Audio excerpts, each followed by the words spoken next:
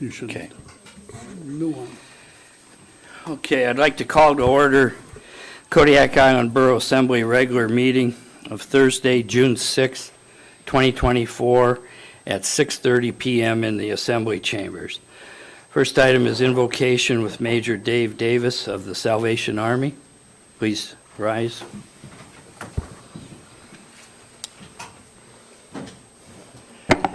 Thank you, Mr. Mayor, Assembly members, staff.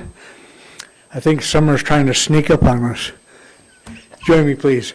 Gracious Heavenly Father, we give you the praise and glory. We thank you for the privilege of freedom to gather here this evening. Father, for the responsibility of hearing our people and meeting their needs, we ask your continued blessing upon our mayor, our council members and staff as they continue to meet these needs and to hear these voices. Thank you, Father, for your continued blessing upon the island borough. In Jesus' name, we pray, amen. Amen. I pledge allegiance to the flag of the United States of America and to the republic for which it stands, one nation, under God, indivisible, with liberty and justice for all.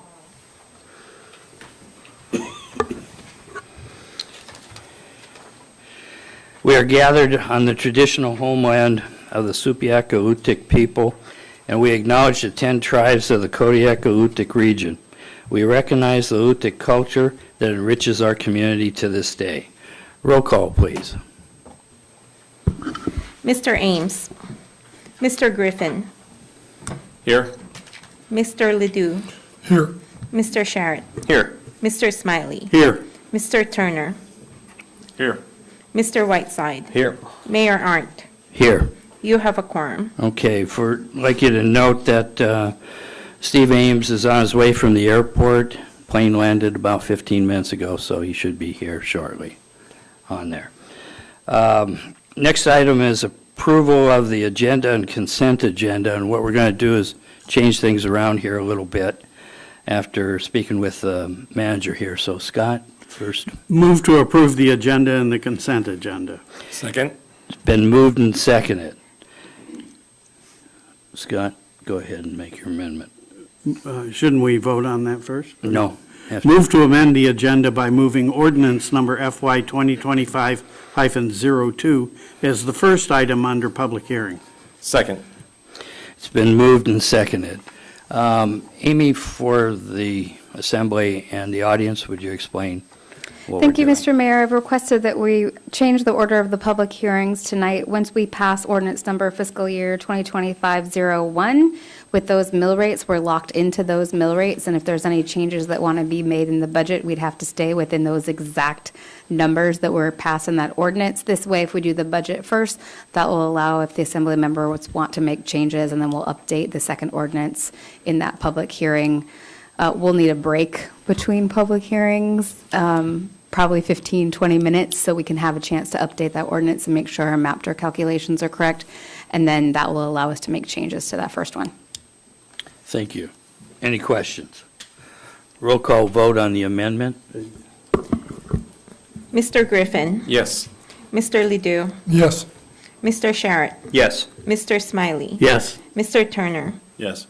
Mr. Whiteside. Yes. Would anyone like to change their vote? Motion passes 6 yes, 0 no. Now we have the approval of the agenda, consent agenda as amended. Roll call vote, please. Mr. Ledoux. Yes. Mr. Sharrett. Yes. Mr. Smiley. Yes. Mr. Turner. Yes. Mr. Whiteside. Yes. Mr. Griffin. Yes. Would anyone like to change their vote? Motion passes 6 yes, 0 no. For the audience's information, the consent agenda portion is the regular approval of the regular meeting minutes of May 6th on here. So next item is citizens' comments. These are for agenda items not scheduled for public hearing and general comments. The local phone number is 907-486-3231. Toll-free number is 855-492-9202. And I'd ask that you please sign in and state your name for the record. Turn on the microphone before speaking. Address all remarks to the assembly as a body and not to any member thereof. And if you're calling in, please turn off any listening devices to prevent feedback. Anybody wishing to come forward and speak under citizens' comments? Okay.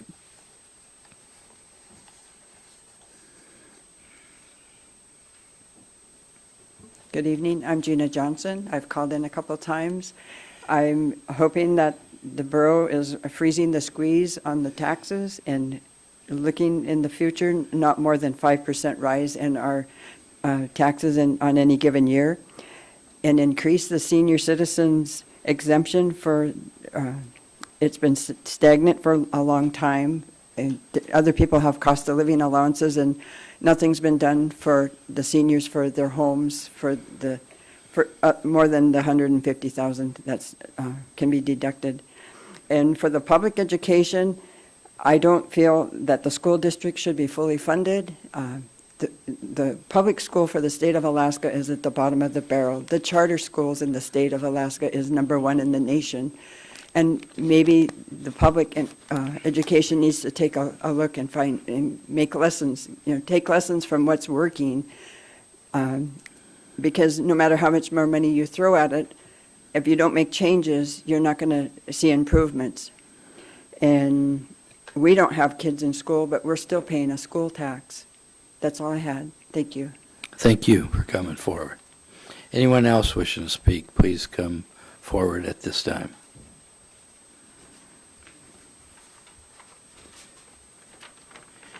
And if you would, go ahead and sign in there too, please. Sure thing. Hello, my name is Matthew Boylan.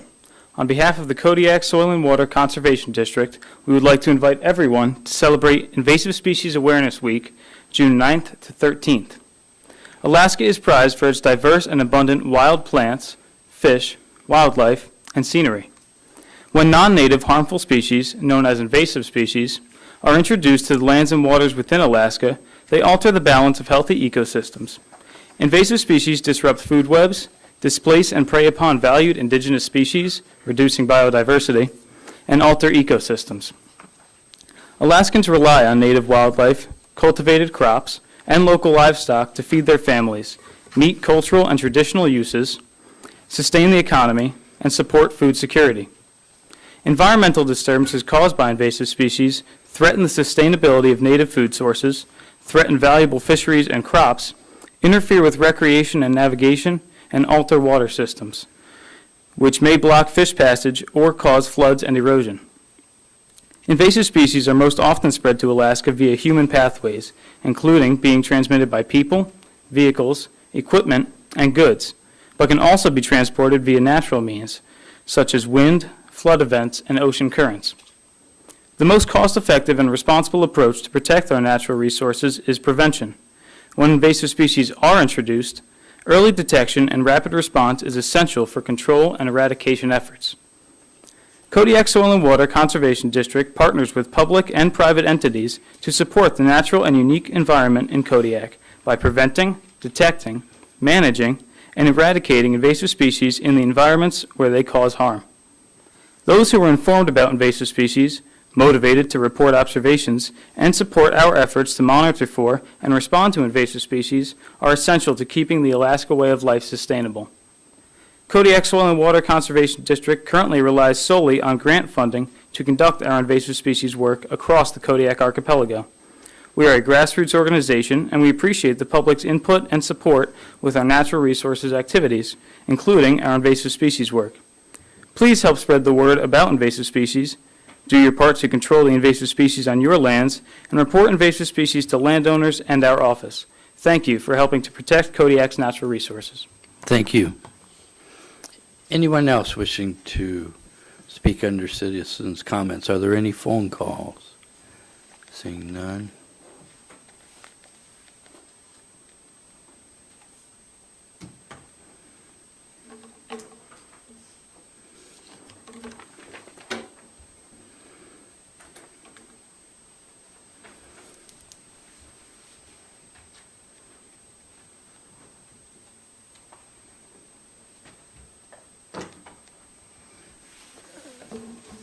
Members of the Assembly, I'm here in several capacities tonight to speak about the borough investment policies with funds that they hold. Such Craig, as- would you state your name Oh, for the sorry. record, please? Sorry, Craig Johnson. First as a private citizen, second as the chairman of the Mission Lake Tidegate Service District, and I guess third as a taxpayer.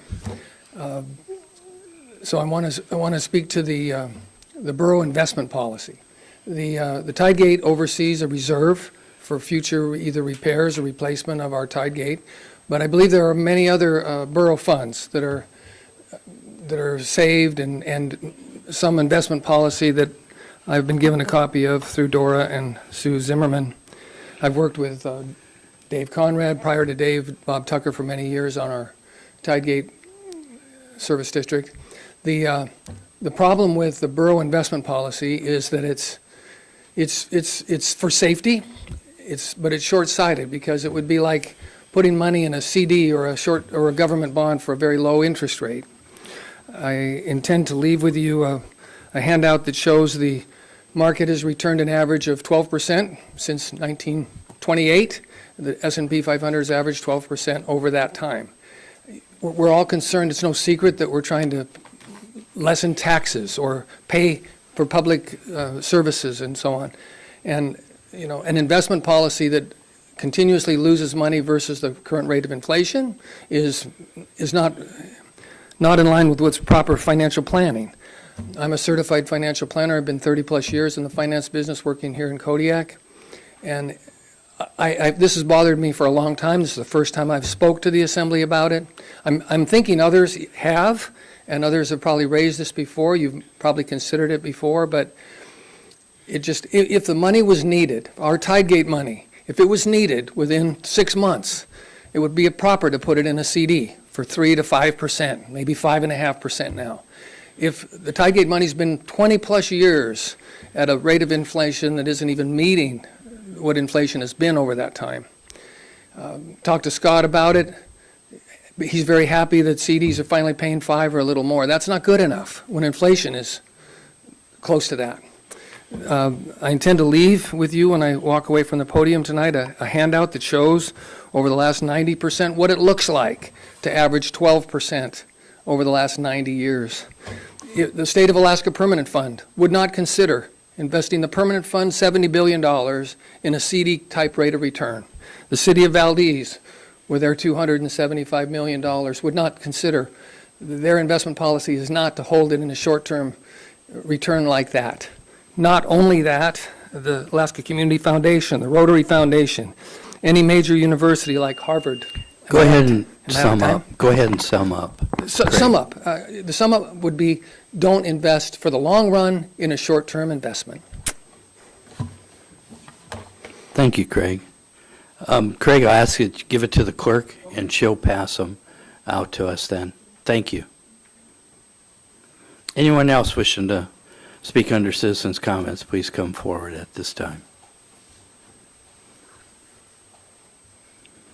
Hi, I'll be pretty quick. I just wanted to introduce myself. I just started this week on Monday as the publisher of the Kodiak Daily Mirror. My name's Andrew Wellner, and my background is in the reporting side of all this, so I get the feeling that you guys are probably going to hear or see from me a little bit while I'm helping to fill in when reporters are in and out and all that. So this is me. I'll try to stick around as long as I can, but I do have a babysitter on the clock. But if you have a break and you want to come shake hands or whatever, I'll be here. Thank you. Thank you for coming forward, and welcome to Kodiak. Thank you. All right. Anyone else wishing to speak under citizens' comments? Oh, thank you. Anyone else wishing to speak? No calls either? Then we'll go ahead and close the citizens' comments and move on. Next item is a proclamation declaring Filipino American Heritage Month in Kodiak. It's from the Office of the Mayor, Kodiak Island Borough, Alaska. Proclamation declaring Filipino American Heritage Month in Kodiak. Whereas the Kodiak Island Borough is made up of a wonderful mosaic of culturally diverse people And whereas Filipino Americans make up vital contributions to the economic, social, political, and cultural quality of life in the community.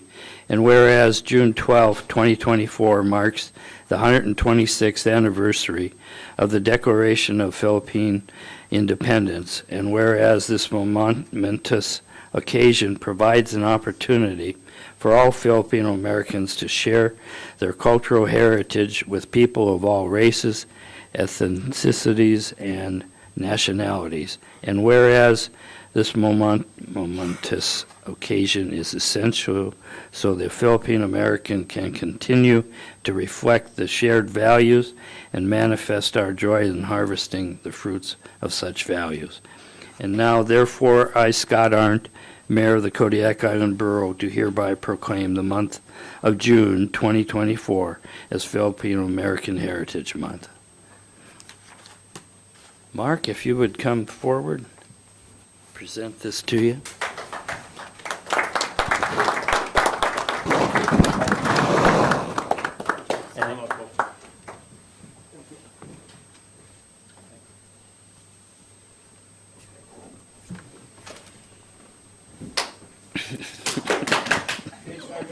Hold on. There you go, baby.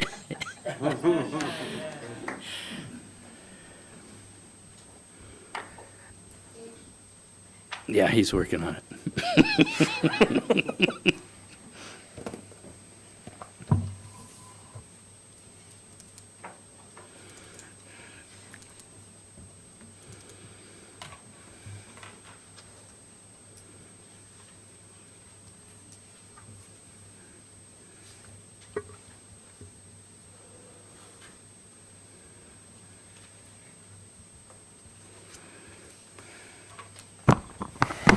Good evening, Mr. Mayor and Borough Assembly members.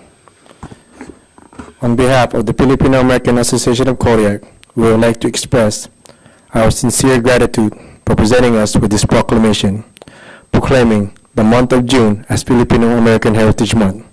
We humbly accept this honor on behalf of our community. This proclamation holds great significance for us as it symbolizes the unity and tranquility within the Kodiak community and its Filipino citizens.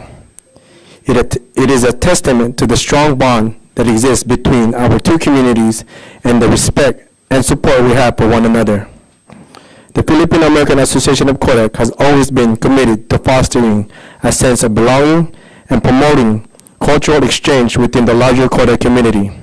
We believe in the power of diversity and the enrichment it brings to our society. Through various initiatives and events, we strive to showcase the vibrant Filipino culture, traditions, and values. We have actively participated in community programs, organized cultural festivals, and provide educational opportunities to promote understanding and appreciation. This proclamation serves as a validation of our efforts and encourages us to continue with renewed enthusiasm. It strengthens our resolve to work hand in hand with the Kodiak community to build a harmonious and inclusive society.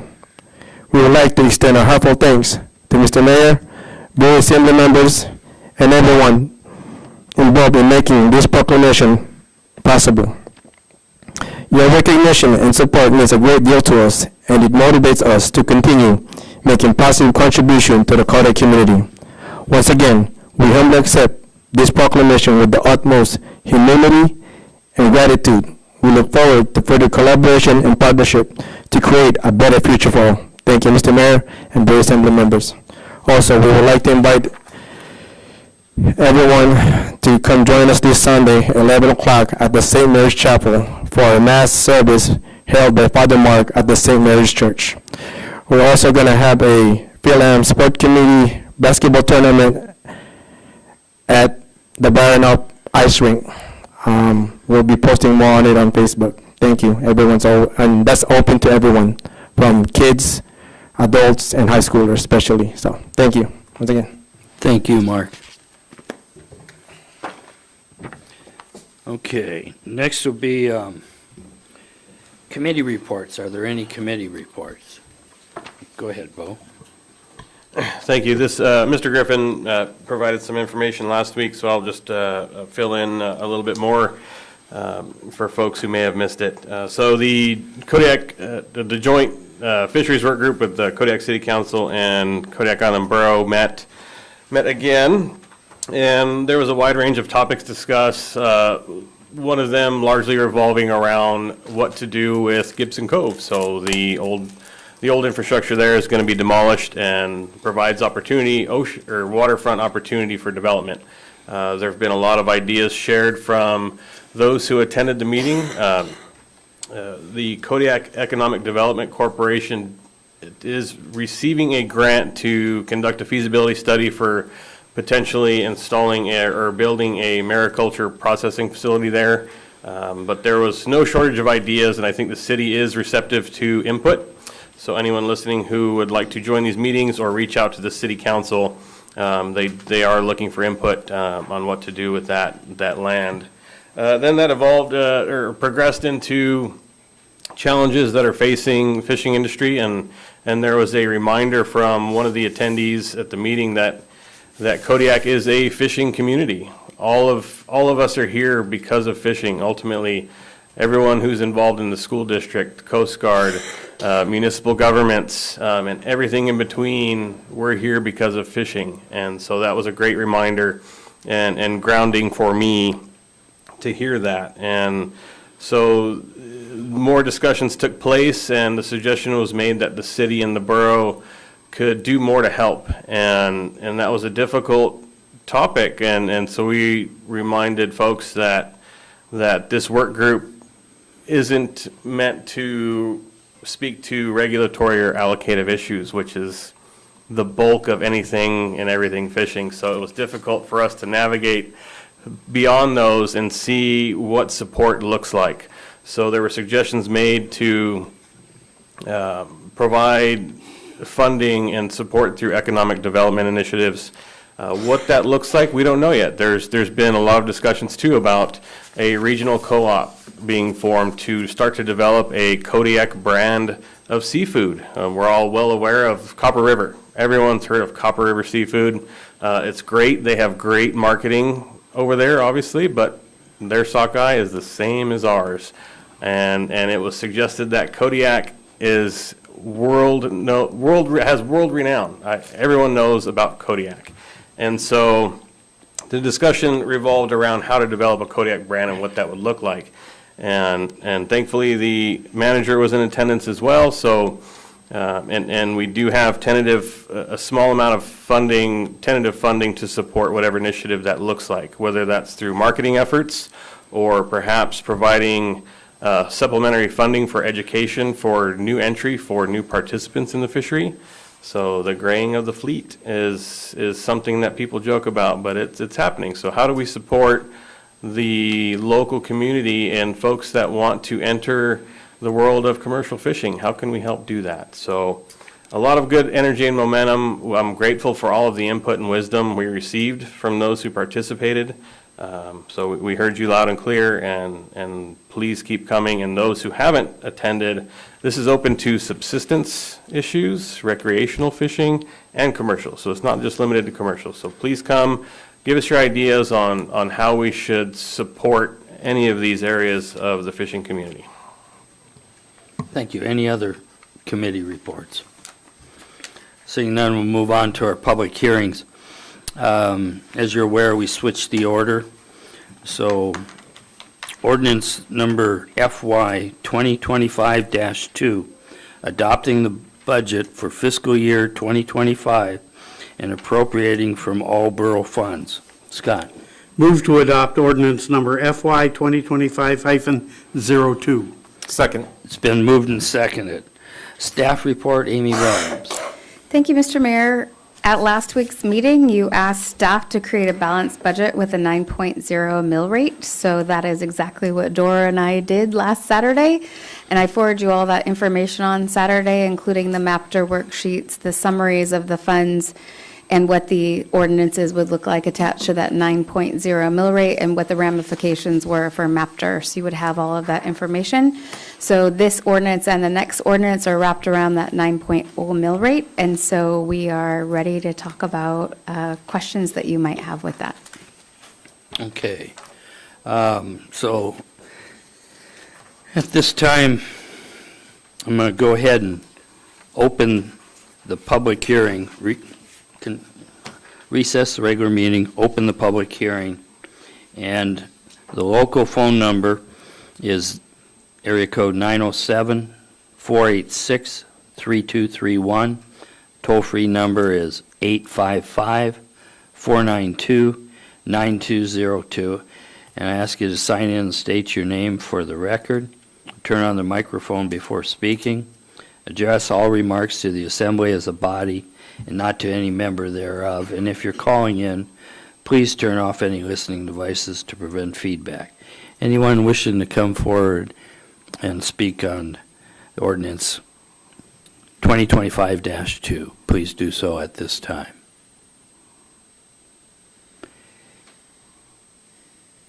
And no calls? There is a call? Okay, let's have it. You are now answering a call from the queue. Good evening, Assembly regular meeting. Please state your name for the record. Yes, good evening. My name is Paul Van Dyke.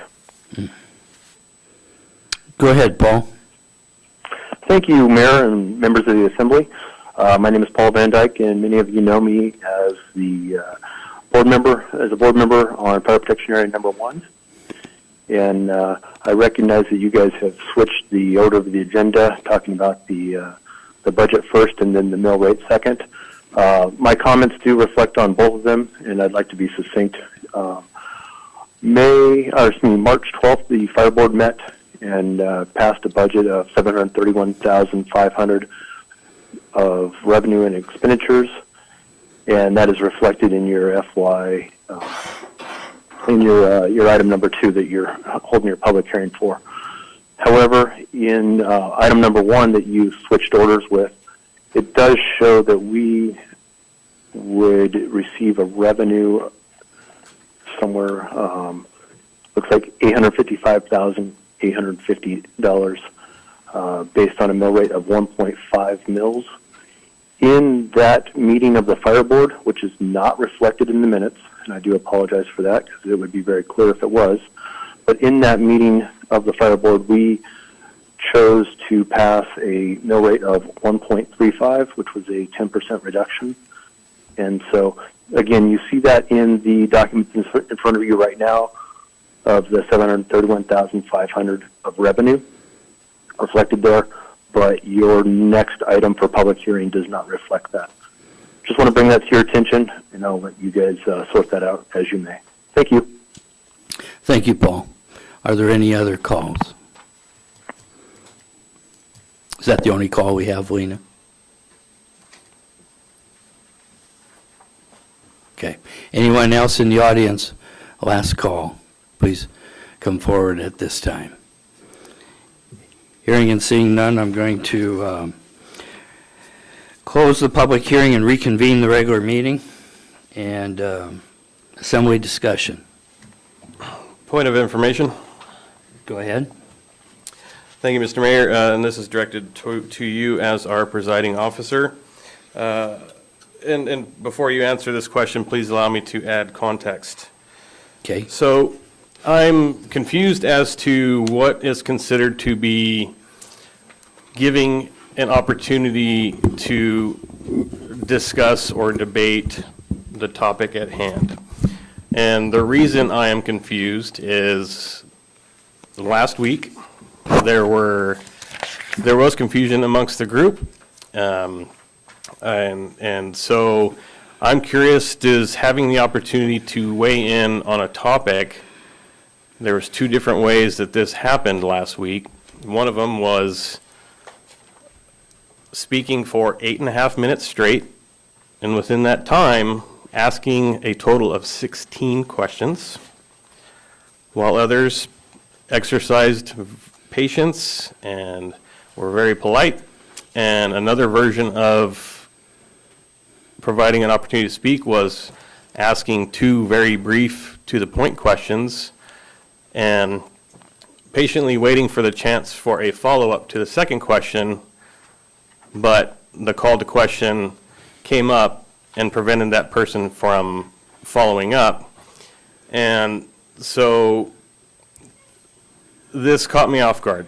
I didn't know that I needed to frame my question in a way that was continuous to get it all out at once. If I knew that, I would have done so.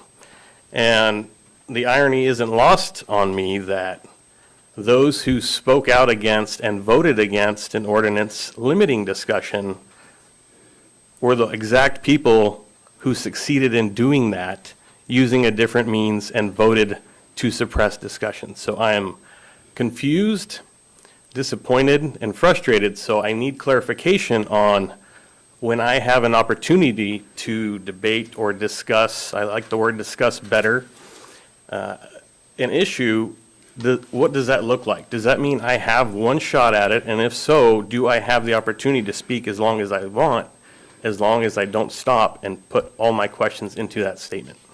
Thank you. You have a lot of comments in there, and I will start off by saying I agree with you wholeheartedly. It was, in my mind, inappropriate, the way it was handled, because you were asking a question. Procedurally, it's allowed, but that does not make it right, than the way it took place. The majority forced its will on stymieing the minority, and I did not feel that was appropriate, because you were in the process of continuing, and you had the floor there. But calling for the question takes precedence on there. It is my intent to continue to let you speak, as I did the previous speakers, and you should have been allowed that privilege and right. So, but hopefully, as you said, the ones that spoke out in favor of discussion in that were the exact ones that voted against you being allowed to continue. And I'm sorry that happened. There was nothing I could do, but it's wrong in my mind. So, does that answer your question? It does to an extent. So do I need to, I still need to know if I need to prepare my discussion in a format that is a one-time only, or will we have, absent someone calling the question, will we have multiple opportunities, or should I frame it within a single statement? You will have multiple opportunities on there. You had the floor and should have been allowed to continue Thank you. on there. So I don't feel you need to change the way you're doing anything. But as far as calling for the question to limit debate, that can happen. So. Perfectly clear. Thank you. Thank you. Okay. Further discussion on the budget. Jared and then Ryan. All right, back on topic. I'm pleased with the budget that with the manager's changes. I think it reflects the 9.0 mill rate that we asked for. It does include a couple of little edits in there, one for economic development that Assembly Member Whiteside eloquently talked about with the fisheries work group. This little pot of money could be, to seed or help explore co-op or SDA. It could be used for matching grants, for looking for cold storage or whatever it is to help our fishing industry, for brand investment, for workforce development and training. It's we have long neglected, I think, that economic development in the fisheries, which, as Mr. Whiteside said, is the lifeblood. And I think that, we should include a little bit in there to show that our fisheries small business owners and industries that we are willing to back up this work group and the ideas that come out of this work group. And I think in a small, but I think a measurable way. So I would urge support of that. I think that's all I have to say for now. Okay, Ryan. Thank you, Mr. Mayor. I have two things that I thought about after our general discussion. I just want, I guess, some pacification to know that they're included in here. Number one is an undetermined property tax for the senior and veteran exemption of about 80 grand. Is that accounted for in this budget? No, there's no way to actually budget for those that aren't accounted for yet. We can't, Dora, can you explain that better than me? Situational contingency? Yes. Well, you don't like contingencies. Will they just keep popping up? No, it's just if they come up, then they come up, and then there's a deficit for the next year. That's part of the reason why the school district education fund has a deficit, and we just deal with it in the next year. Okay. May I continue? Continue. The second question is, we do have some legal obligations that are coming up, and I'm wondering if those are accounted for in our legal expenses. No. So the way that, partially. So we pay our borough attorney for all cases and all the questions that we ask on an ongoing basis. So our own attorneys are covered up to this point. Depending on what the outcome of that Supreme Court case is, we could see further expenditures if we have to pay the fees for the other lawyers, or on the other hand, if we won that, we would see all of our fees come back. So we won't know until we have an outcome for that case. Both of those Go ahead, issues, both of the issues that you've talked about can also be addressed during budget amendments throughout the year. Perfect. And one Continue. last one. Just for my own situational awareness, in the event either an unfunded legal activity or the property tax exemption came in, I know we'll make up for the property tax exemption in the previous year, but would we pull from fund balance for legal expenses then? And that's a seamless transaction that just, we make an amendment? So later tonight, you will see that on the budget amendment, that the can of stuff that we had to pay for, you'll see it come out of fund balance for that. So that's what that Ordinances situation for is. introduction. That's all my questions. Thank you. Okay. James. So I'm going to be the unpopular one again.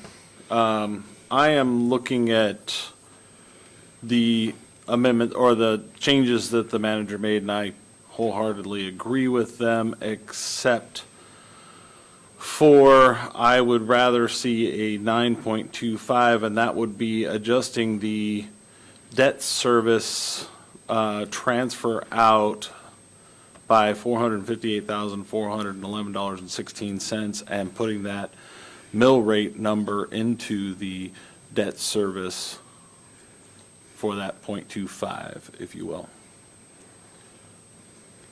Okay, are you wishing to make an amendment at this time? I'm making a statement right now until everybody else has time to speak. Okay. Scott, you had your hand up. I'm in favor of a 9.25 for the following reasons.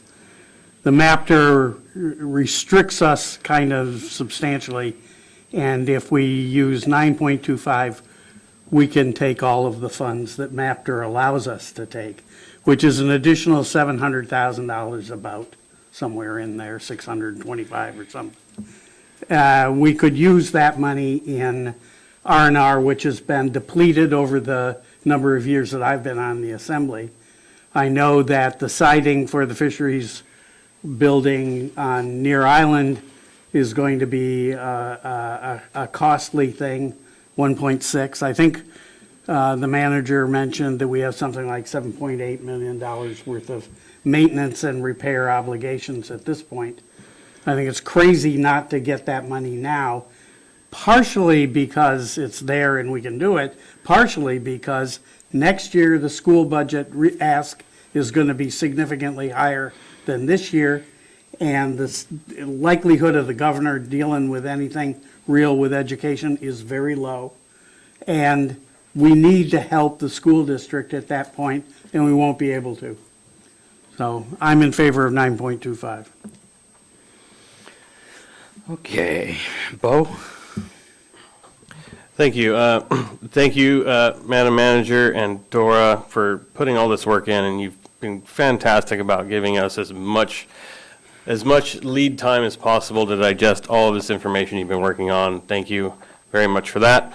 I am still in support of the 9.0 mill rate for the reasons stated last week, which I will briefly reiterate, in that the community needs a temporary moment of relief from the skyrocketing cost of living here. I do appreciate statements made that it will limit the amount of revenue we can generate in the future. However, people need relief right now, and I think about statements made a week ago, and just because we can seek out the max, maybe we should exercise restraint and find a little bit lower number to be responsible to the community for those that are asking for relief. I believe many people have signaled that they are willing to do that. I have not wavered from my dedication to provide some relief, albeit it won't be as much as folks are looking for. So I am firmly on 9.0. I could be compelled to move a slight amount, but 9.25 is a non-starter for me. Thank you. Okay. Further discussion?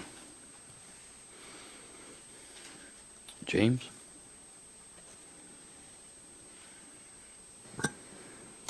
So I would like to make a couple adjustments then, amending the current presented budget. If I can scroll fast enough.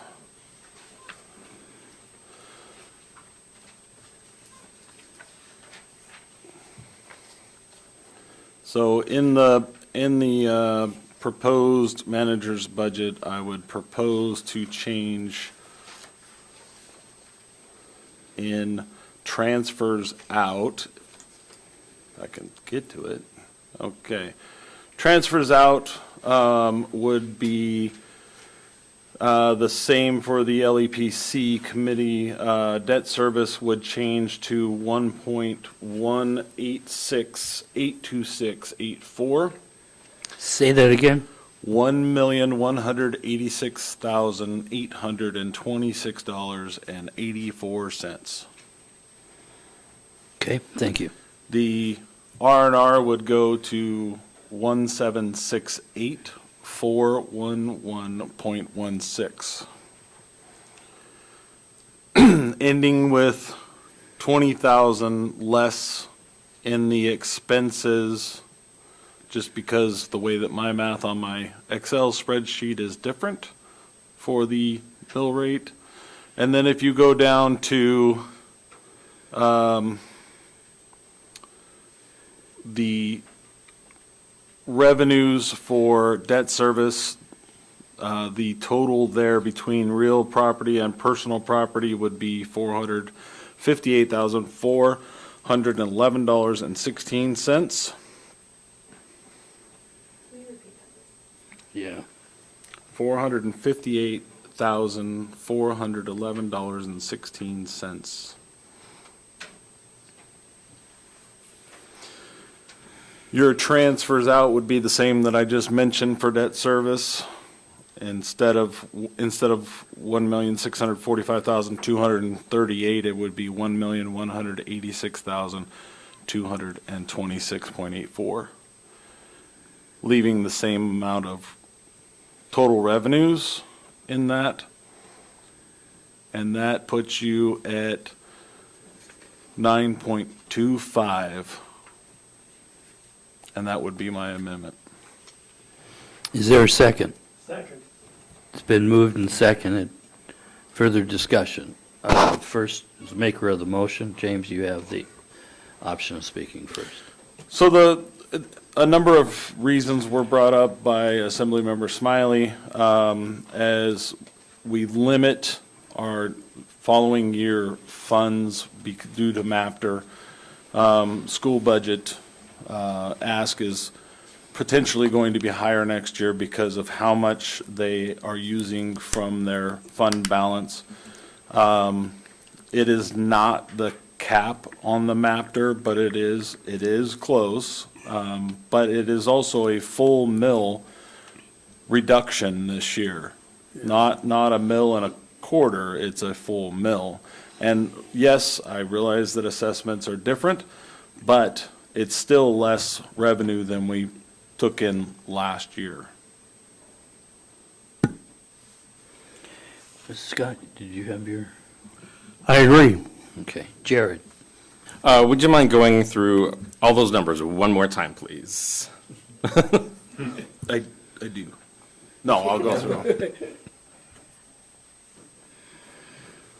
Again. And could you refer to line numbers? Are you on the Excel spreadsheet? Then, nope. Okay.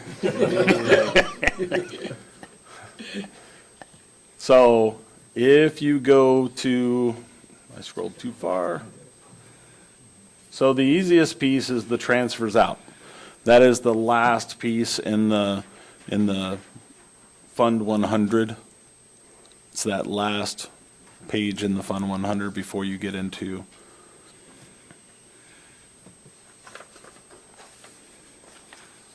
Keep going. Okay. I'm gonna keep going. Okay, instead of the manager's proposed debt service, it's going to be $1,645,238. I'm proposing $1,186,826.84. The following line, which is R&R, which is proposed at $1,330,000, I am proposing $1,768,411.16. And then if you scroll down to Fund 300, which is the revenue, or the first page of debt service for revenues. So I am proposing a mill rate or property tax, sorry, not mill rate, a property tax number of $458,411.16. And then a reduction, if you go further down, operating transfers in, and I believe that number is 391.469. That's the one I actually have on there, so. 391.469. That's the line. And so that number right now, or it's 491.100, sorry. That number right now is 1645238 in the manager's budget, and I'm proposing a $1,186,826.84, which is what is in the transfers out. Further discussion on Bo? Thank you. Again, I'm just providing a reminder to the public that if 9.25 is the goal, this is not by choice, this is by force. The cap will get us to 9.25 whether we want to do that or not. So I want to make it abundantly clear that if that's where we end up, it wasn't because we chose to reduce the mill rate by 1 mil. We had to do it because of MAPTR. So I wanted to make that abundantly clear. Thank you. Okay. Further discussion on the amendment? Larry? Turn on your mic. That's what my wife said before I left. I'm not your wife. Thank God. Sorry, just, all I wanted to say was, I think I agree with Bo that, normally when I look at a budget, the current year is pretty much done before we even start almost. It's dedicated by a lot of issues. So whenever we look at a budget, I look at the impact it will have on the following year.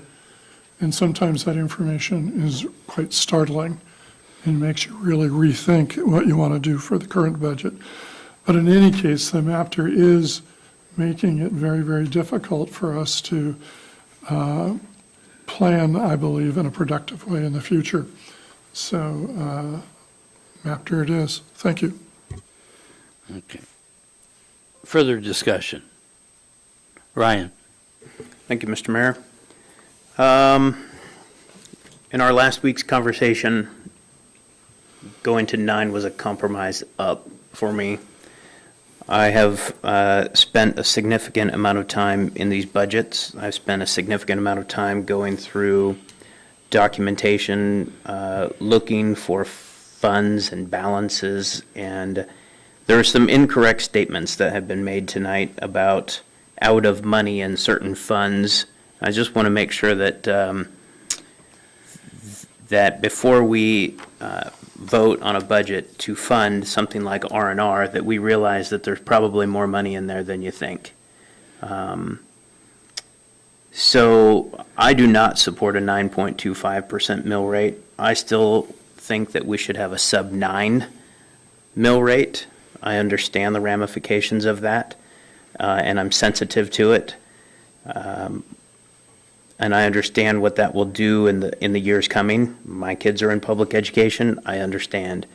But I believe that as things sit socioeconomically right now, that it is in our best interest from a purely economical viewpoint to find the lowest mill rate that we can to provide taxation relief through property taxes for our homeowners. So I will not be supporting a 9.25 or anything north of a 9.0 mill rate. Thank you. Further discussion? Seeing none, roll call vote on the amendment, which, if passed, the amendment raises it from 9.0 to 9.25 is the basis of it. Roll call vote, please. Mr. Sharrett? No. Mr. Smiley? Yes. Mr. Turner? Yes. Mr. Whiteside? No. Mr. Ames?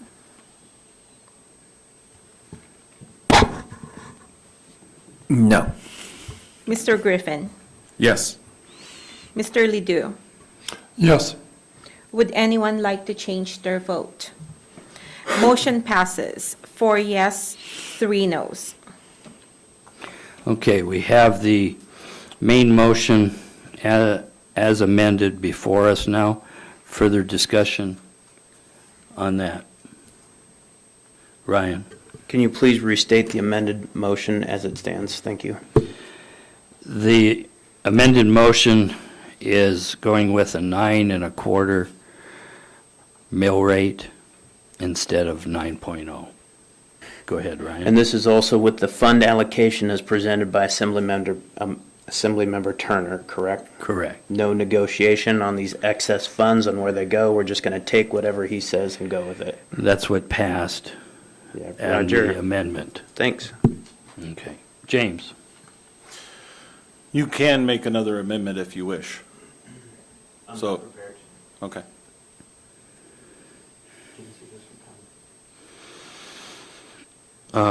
Further discussion on the main motion as amended. Seeing none, roll call vote on the motion as amended. Mr. Smiley? Yes. Mr. Turner? Yes. Mr. Whiteside? No. Mr. Ames? No. Mr. Griffin? Yes. Mr. Ledoux? Yes. Mr. Sharrett? No. Would anyone like to change their vote? Motion passes with 4 yes, 3 noes. Thank you. With that, we will move back to, under public hearings, A.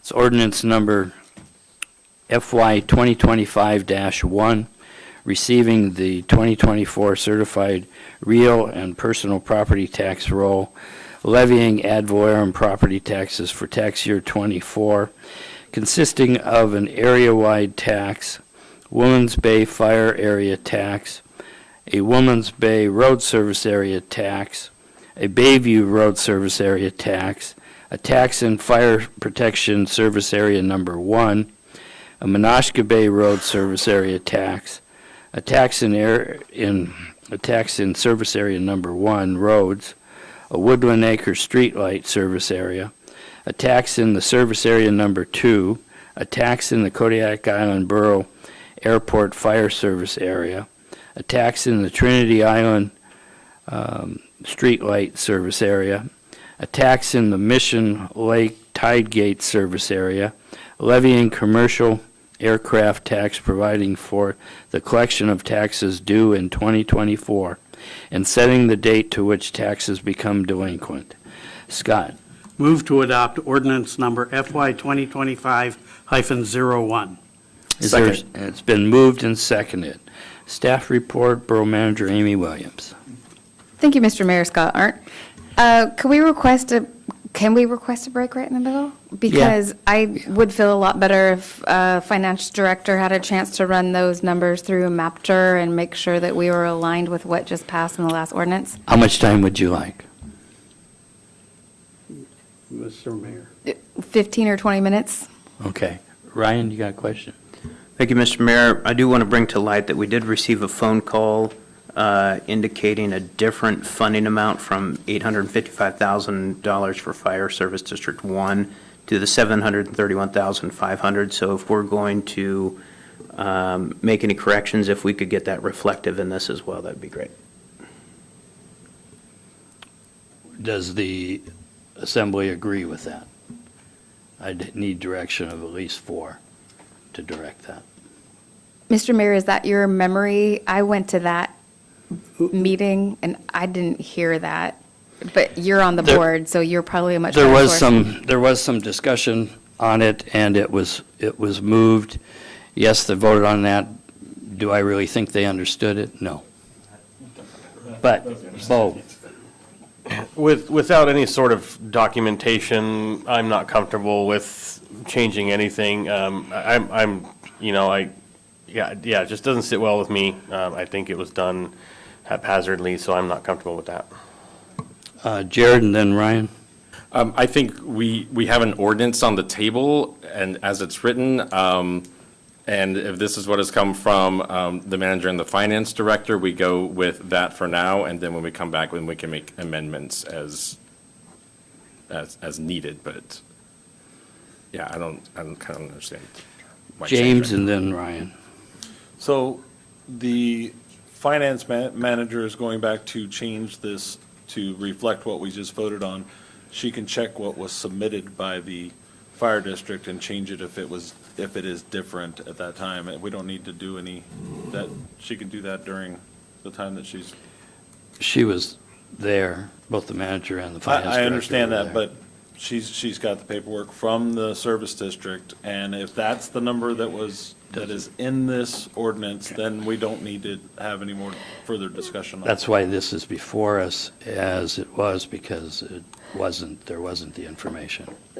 So Dora? can I just relay the process? So when we went to those meetings, never once did I hear anyone talk about changing the mill rate.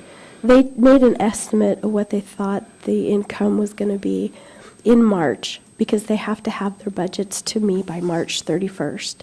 So they had no way of knowing that property values at certification in May were going to produce the income amount listed on the levy.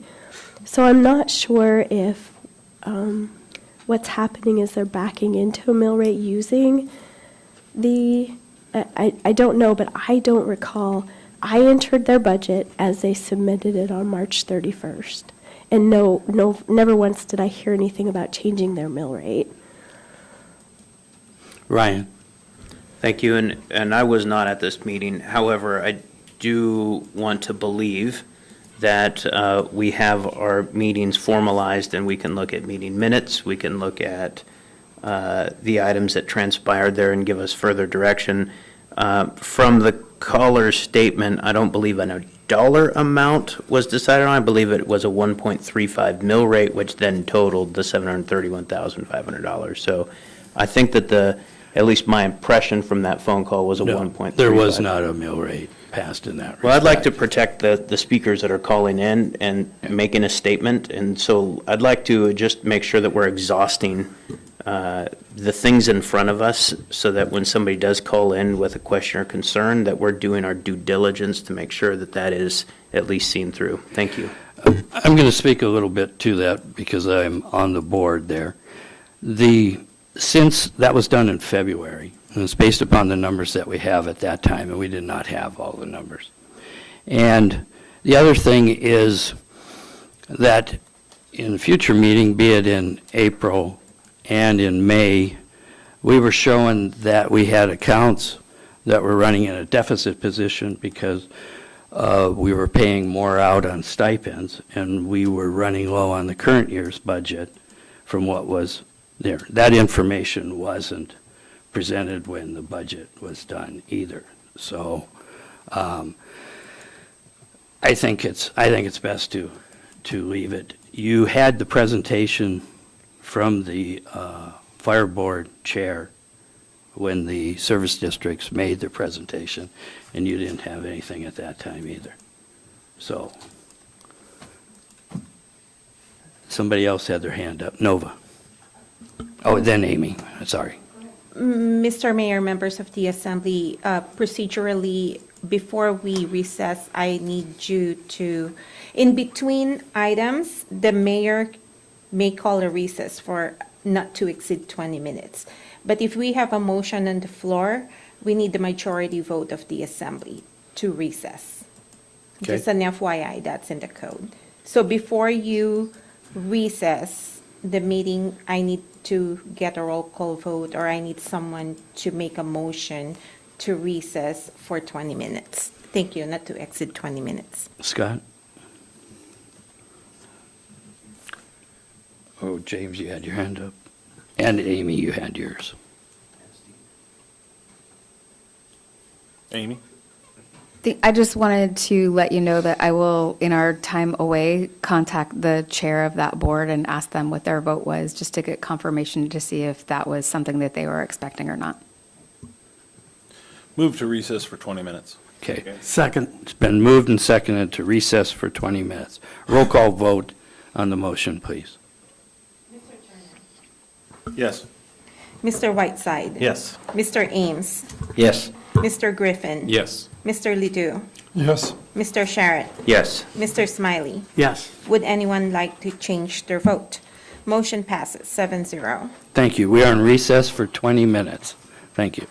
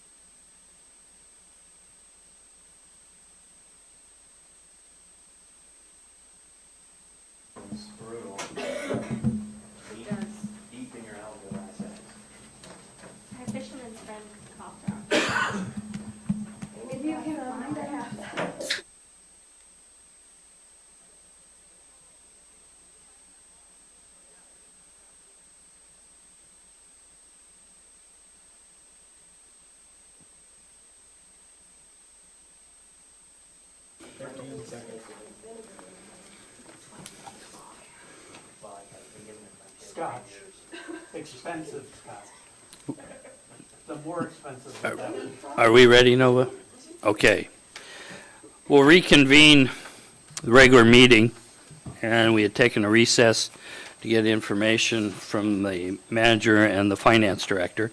And you have that information before you, which is in regards to the 9.25 mill rate for tax year 2024. Actually, it's 25, but it says 24 in the ordinance here. I just read that. That's why I read that. That's because it's year 24. Yeah, but it should be 25. No, Taxes due in tax year 24, fiscal year 25. Okay. Okay. Thank you for that clarification. Yeah. So, because tax year is effective January 1st to December 31st is the true tax year, and the fiscal year is July 1st to June 30th. Okay, you have that information before you. Further discussion or questions? Amy, staff report. Thank you, Mr. Mayor. So you can see the numbers that have been crossed out that are red and what the new updated numbers will be that are in blue, changing our MAPTR from $16,502,802 to $16,961,213.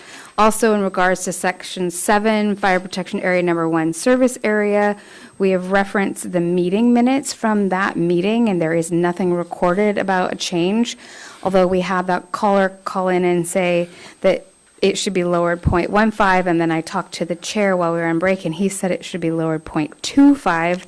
So I did not have consensus between board member and chair, and then nothing in the minutes. So that's all the information that I could find with that. Other than that, you'll notice you've just been given pages 1 and 2 because that's the only place that there were changes. Pages 3 and 4 are still the same that they are in your packet. Okay. Discussion. Seeing none, roll call vote on the motion. Mr. Mr. Whiteside, No. Mr. Ames, Yes. Mr. Griffin. Yes. Mr. Ledoux, Yes. Mr. Sharrett, No. Mr. Smiley, Yes. Mr. Turner. Yes. Would anyone like to change their vote? Motion passes with 5 yes, 2 noes. Okay, thank you. Gather myself here.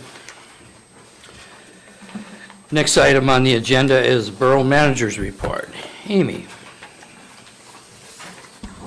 Thank you, Mr. Mayor. Mr. Mayor, point of clarification, did we hold a public hearing on that? No, okay, maybe we need to go back and Oh. open the public hearing on that. Thank you for that. Thank you, Lena. A 20-minute recess will mess you up. Okay, we had the motion was made, and we had the discussion wanting to clarify it.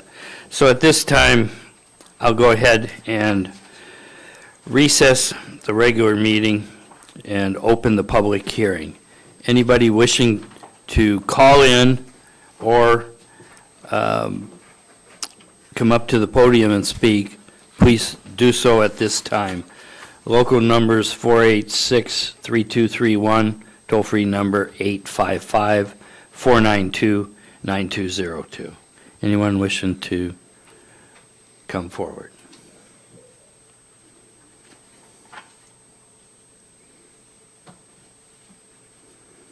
Hearing and seeing none, going to close the public hearing, reconvene the regular meeting. Do we need to take the vote over? I would like to, please. No problem. Mr. Any further discussion? Because you get 2 chances at this one. So, with none, roll call vote, please. Mr. Whiteside, No. Mr. Ames, Yes. Mr. Griffin, Yes. Mr. Ledoux, Yes. Mr. Sharrett, No. Mr. Smiley, Yes. Mr. Turner. Yes. Would anyone like to change their vote? Motion passes with 5 yes, 2 noes. So now with that, I would like to go to the Borough Manager report. Amy? Thank you, Mr. Mayor. You can see our updated budget calendar. You can just put all the green check marks on there now. That's the last time you'll see that. I want to thank Keith Moran for his service at the landfill. Keith's last day is on Saturday, and he's off to enjoy his second retirement. I think his first stop is Hawaii, and then on to Australia, and then back to Hawaii, and it sounds like he's going to have a really good summer. And we'd like to welcome back Hans Moody.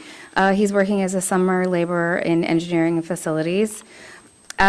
Peterson Roof last Friday suffered several leaks that were found under and around a section of the roof that had been removed.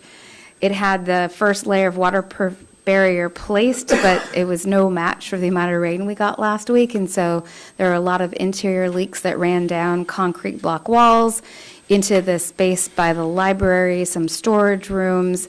Luckily, it was discovered early Friday morning, and the contractor acted fast to get all of those materials out. I went out on Friday afternoon with Dave and got a tour, and it was very wet in there.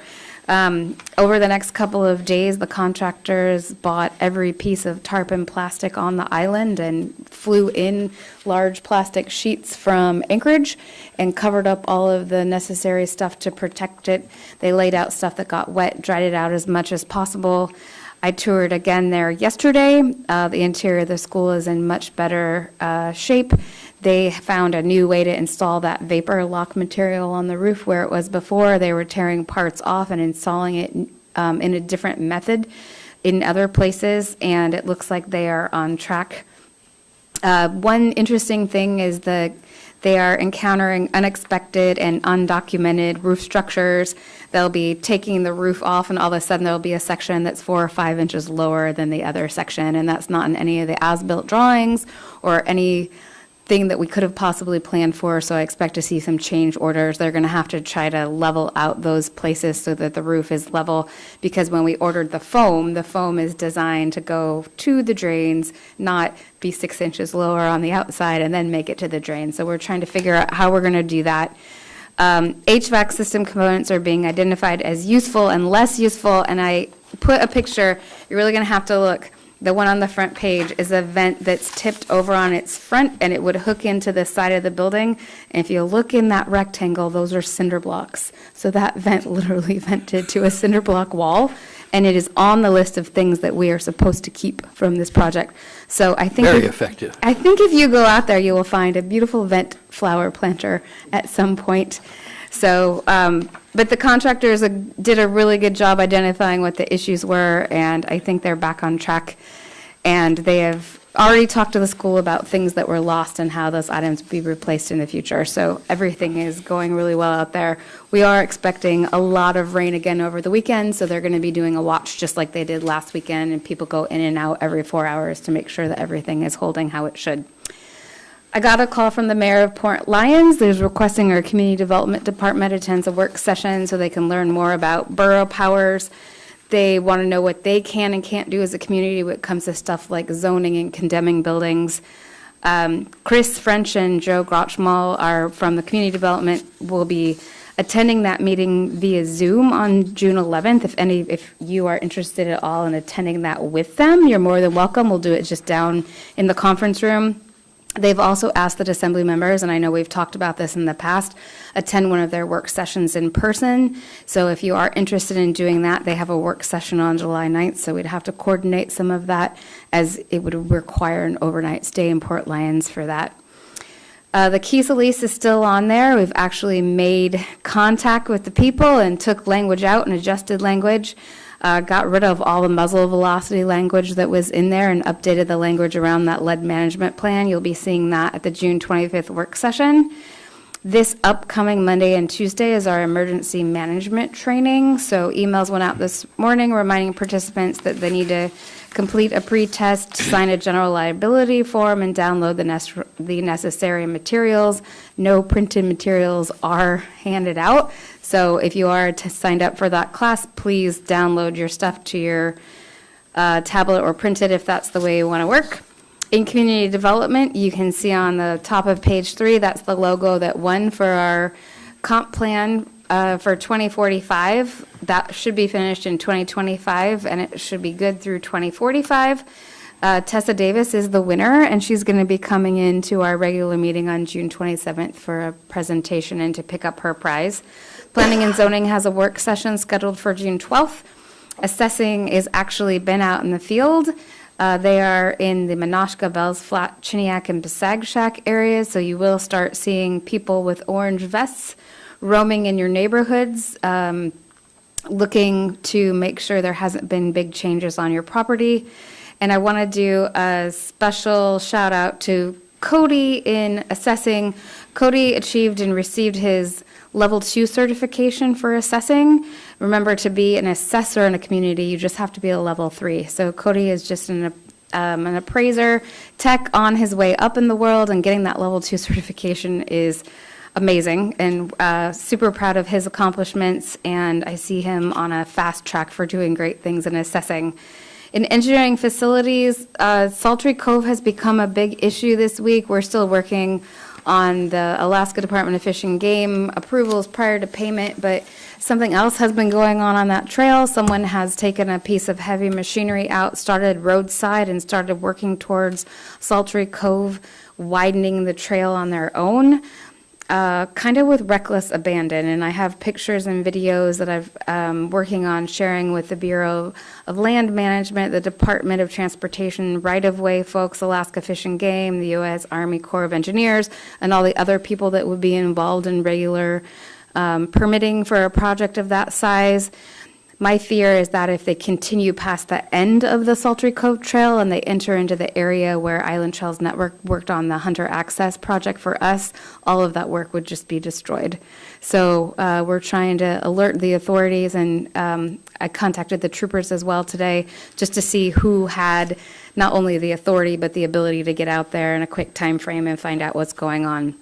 I do have several videos that were sent to me that we're going to get put in SharePoint so I can share with all of the regulatory agencies so they have an idea of what's going on.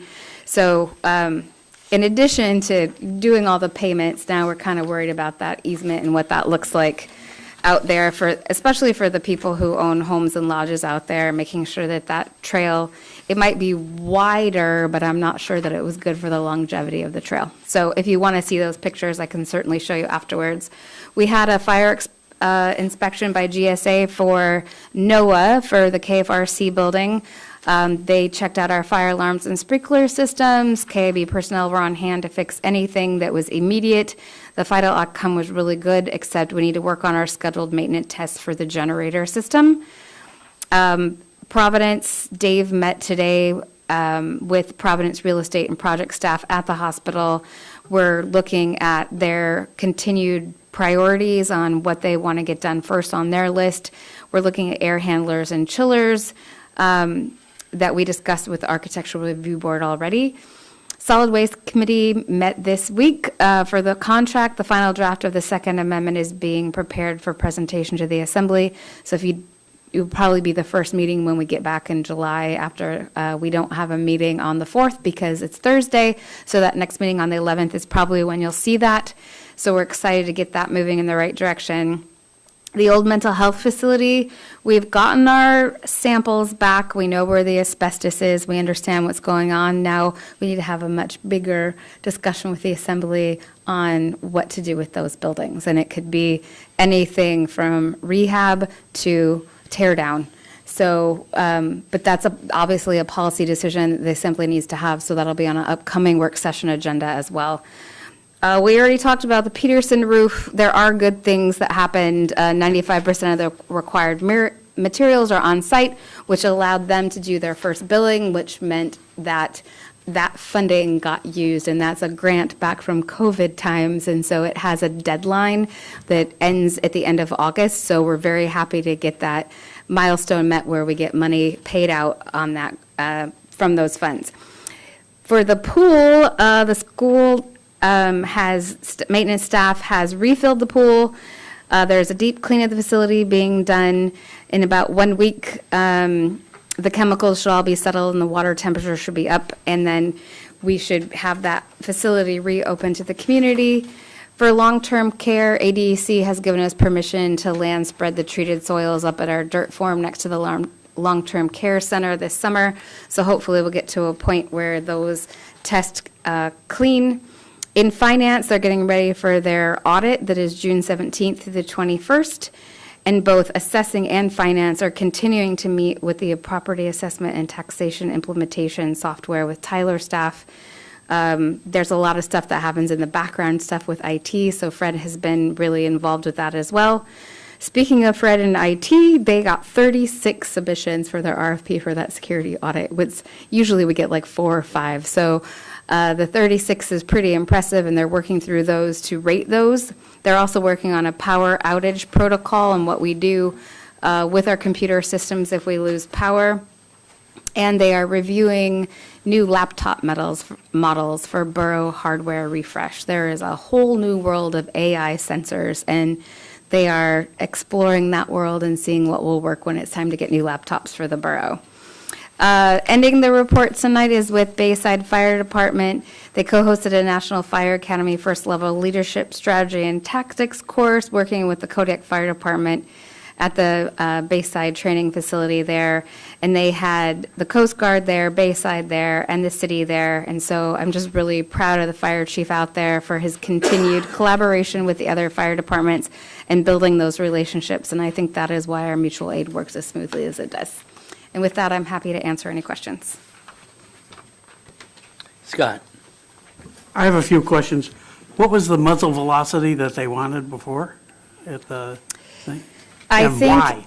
So we had language from a few years ago that was entered by our borough attorney suggesting limits on muzzle velocity.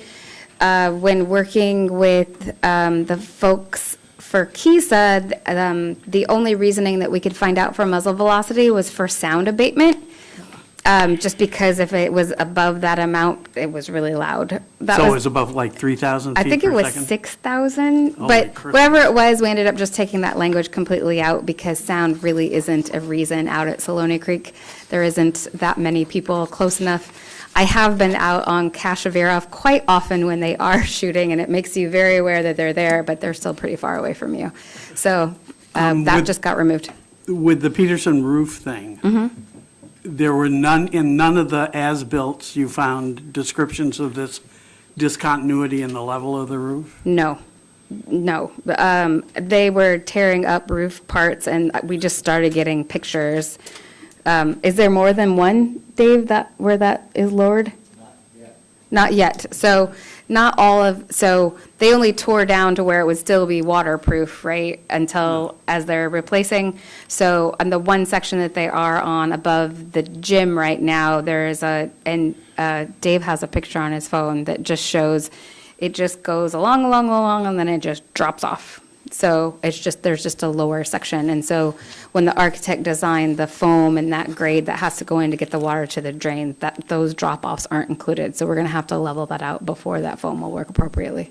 And my final question is, what happened to the 200-gallon per minute thing for the leachate treatment plant? Did that ever get sorted out? It did, yes and no. We have a solution, hopefully, with new pumps coming, and we did not pay for those. Oh, okay, great, thank you. Any other questions on there? And that's all you got there, Amy? Thank you. I feel like you've heard from me plenty. I think we're good. Just checking, make sure. Next item is messages from the Borough Mayor. I have none at this time. We'll move on to new business contracts. First one is contract number FY 2024-34, authorization of the Asbestos Hazard Emergency Response Act, inspections with Santori Group Incorporated in the amount of $11,000. Scott. Move to authorize the borough manager to award contract number FY 2024-34 for Triennial Asbestos Hazard Emergency Response Act, AHERA, inspections with Satori Group Incorporated in the amount of $11,000. Is there a second?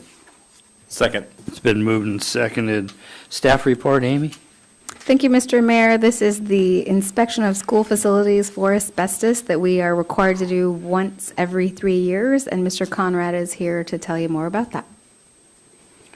So I think we discussed this last week, if there's specific questions, but what was questioned last week was where the fiscal impact was coming from. I did rework that, and it is coming from Buildings and Grounds budget 220, 235, 430, 140, school buildings, major maintenance, contracted services. There are funds available in there, and that is where these funds will be taken from to pay for this. Any further questions? Okay, thank you. On there. Assembly discussion? Seeing none, roll call vote on the motion, please. Mr. Ames. Yes. Mr. Griffin. Yes. Mr. Ledoux. Yes. Mr. Sharrett. Yes. Mr. Smiley. Yes. Mr. Turner. Yes. Mr. Whiteside. Yes. Would anyone like to change their vote? Motion passes, 7 yes, 0 no.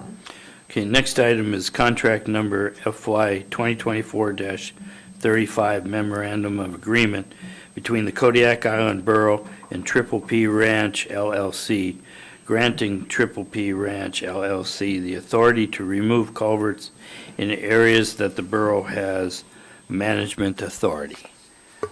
Scott. Move to authorize the borough manager to sign contract number FY 2024-35 Memorandum of Agreement between Kodiak Island Borough and Triple P Ranch LLC, granting Triple P Ranch LLC the authority to remove culverts in areas that the borough has management authority.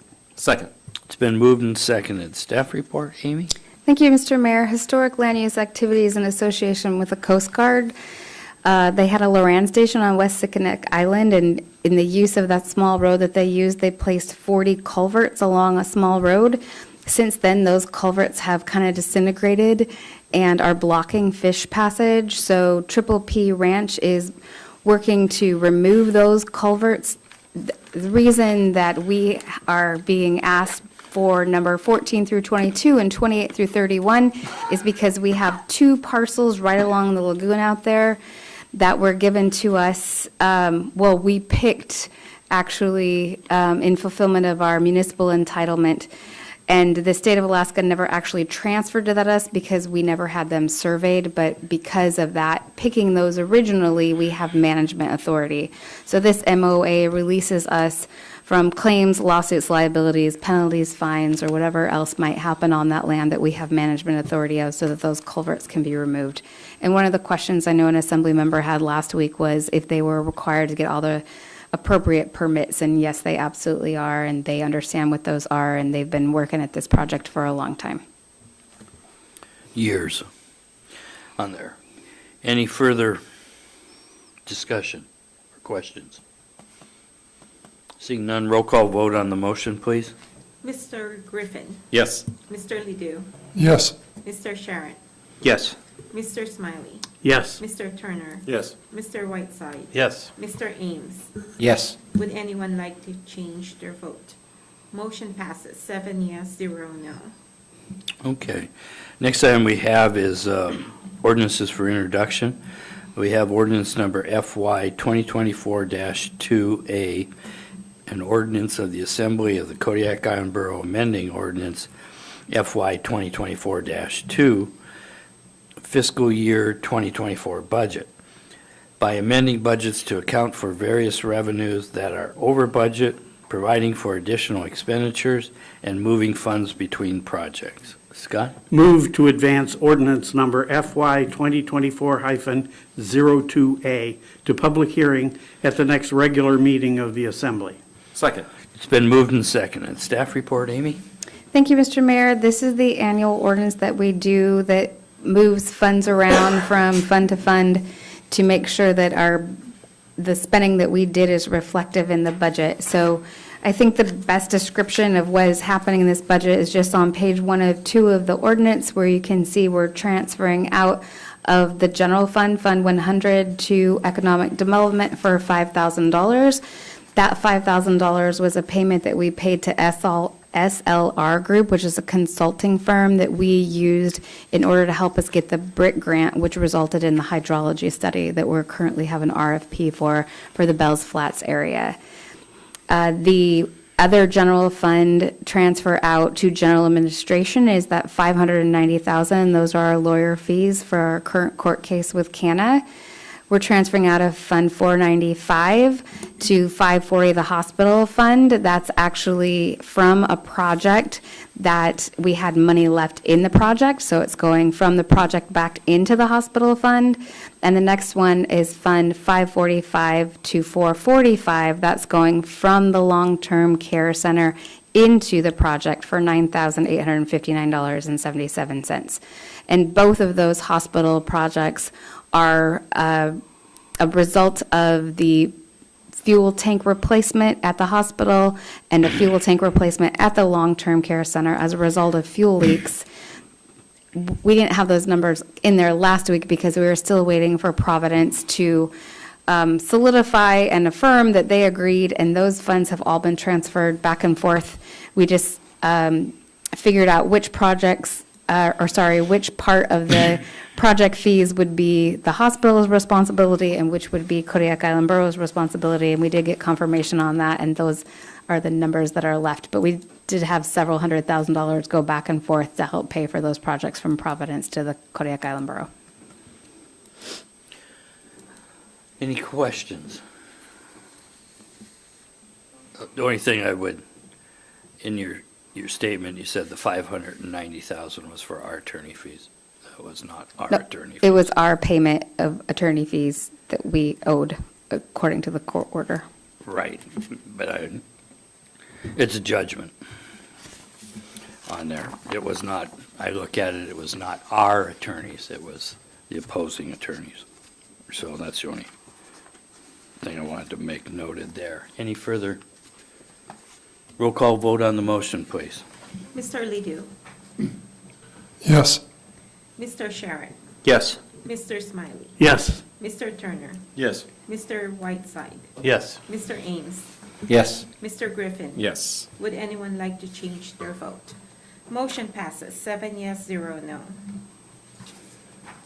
Okay, next item is citizens' comments.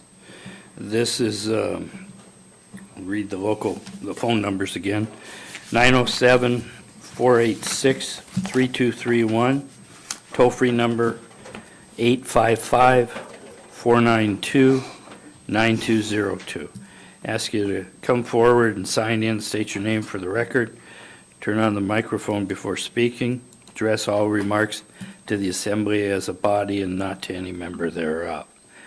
If calling in, turn off any listening devices to prevent feedback. Anyone in the audience wishing to come forward and speak, please do so at this time.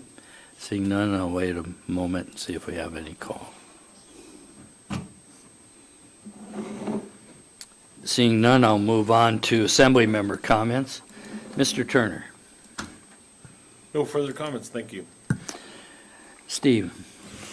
Only one, and that is, it's a question, and that is, does anyone know why that land by Triple P was never surveyed?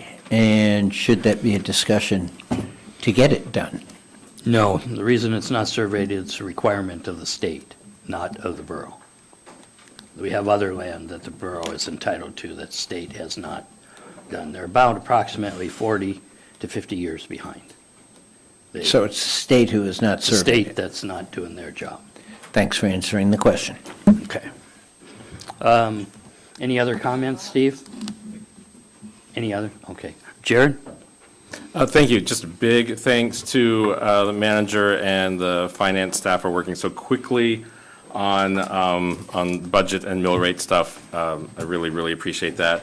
And then I want to give a special congratulations to the Special Olympics team. They're going to Anchorage this weekend to compete in swimming and track and field. And my daughter is competing in powerlifting, and they're going to crush it. So good luck. Bo. Thank you. Again, I thank you so much, Amy and Dora, for all of the extra effort in giving us as much lead time as possible to digest all of the budget information. I really appreciate it. I acknowledge that you don't have to do that, so it is noticed that the extra effort is put forth by both of you, so thank you. Let's see, to every single person who came into the assembly chambers, who called in on the phone, to those who emailed, those who expressed concern and in the village of Old Harbor while we were there visiting you, I deeply apologize that the financial relief you were pleading for from the assembly isn't going to happen. I feel somewhat responsible in that I wasn't able to achieve reaching the majority. However, please don't let that deter you from asking for help in the future. I heard every one of you. I still feel for you now and how you're struggling to make ends meet. Please continue to let us know how we can help you in any way. Your voice will always be welcome. Thank you. Oh, one more thing. The North Pacific Fishery Management Council is in town. This is a rare opportunity to see fishery policy in action. They are meeting at the Canna Building upstairs, and they are resuming the council and AP advisory panel meeting starting again tomorrow at 8 a.m., and it goes through all the way through next Tuesday. So the schedule is on the website and at npfmc.org. This is the body who makes a lot of policy decisions that affect our community. So if you're curious what that looks like, please look at the schedule and attend. It's at the Canna Marketplace. Thank you. Larry? I too wanted to congratulate Amy on her first complete budget as the new manager. So I guess you're not the new manager anymore once you've done a budget. I also want to congratulate the Assembly for lowering the mill rate. It is always a pleasure to vote on a budget where the Assembly has worked hard to lower the mill rate as requested. You know, I suppose it can always go lower and lower and lower, but as you do that, you lose, and sometimes you lose things you can never come back later and pick up. But I do appreciate the Assembly's hard work to lower the mill rate, and it was a pleasure to vote for lowering of the mill rate. And so I join the majority of the Assembly in thanking for all your hard work to make that possible. Thank you. Scott? No comment. Ryan? Lots of comments. So I've got a bunch of things, and since 3 of my assembly members decided to pack up early, I'm going to take as much time as I want. So, 12 minutes. A couple things that I've got going on. First thing I want to say is we've heard from Ms. West in the past about a trail going from the town to the base. I'd like to see us support that, and I'd like the assembly to start looking at that and figure out what type of support we can lend to that organization that's trying to put that on. I'd also like to say congratulations to Keith Morin, that second retirement from the landfill. Keith was a pivotal instrument out there at the landfill, and he will be missed for sure. Next up, we've had some great conversations about releasing land. We need to continue to have those conversations, and we need to find action within those. Just because we don't have a prospective buyer that is presenting in front of us, I don't think that those conversations should stall out. I am going to again ask that in next year's budget that we stand up a professional project management office. I'm going to continue to ask for this, and I'm going to continue to put plugs into this because I believe that that is a way that we can financially be responsible for the maintenance and the projects that we have as a governing body. Let's see, as part of that, I'd also like to find out what we have to do in order to get presented the service district contracts and ensure that the contracts are renewed, current, and funded correctly. I don't feel like I've got enough visibility to those, and I hear various comments and conversations I'm very much a contractual type of person, so I would love to see documentation. Next up is, I'd like to recommend that we revisit our charter as a borough where we say healthcare is a key fundamental of who we are. I'd like to actually disagree with that. I think property management or real estate management is actually what we mean, because we don't actually do anything in healthcare. And so I'd like to take a look at that in our charter and figure out if we really want to boast that as our one of our key areas. To the same likelihood of that conversation, I suggest that we start looking at two bond issues. A bond issue for the hospital, nearing $40 million worth of repairs that needs to be done over the next 5 years, and seismic replacement and seismic stability to bring things to code. We also need to probably look at a feasibility of the old hospital and see if it's even worth salvaging before we go to that bond issue. The second bond issue would be a bond issue taken it to the people for the swimming pool. We heard today that the swimming pool has been rehabilitated to its at least usability from the Borough School District, so thank you very much for doing that. But I think that we need to go ahead and start looking at the pool as a larger bond issue. Finally, we heard from a citizen this evening that from something that has been on my mind since I've been on the Assembly, and that is these, and I'll just refer to them as pockets or pools of funds. So when we talk about transparent government, I think transparency is looking at things financially and holistically, and to try and find information on dollar amounts that are in enterprise funds, dollar amounts that are in R&R, dollar amounts that are in general fund, it is extremely difficult and not transparent at all. So I would like for us to figure out what transparency looks like, and for us to take an inventory of all those little pockets of funds and bring them forward for discussion, because I deeply agree that our investment management strategy leaves much to still be desired. With that being said, I hope I stalled everybody long enough. Thank you. Thank you, Ryan. The borough offices will be closed on Wednesday, June 19th, 2024, in observance of Juneteenth holiday. The next Assembly work session is scheduled on Tuesday, June 25th, 2024, at 6:30 p.m. in the Borough Assembly Chambers. The next Assembly regular meeting is scheduled on Thursday, June 27th, at 6:30 in the Borough Assembly Chambers. Entertain a motion to adjourn. Move to adjourn. It's been moved. Is there a second? Second. All those in favor say aye. Aye. We are adjourned at 8:30. Brian, I just now unplugged my computer.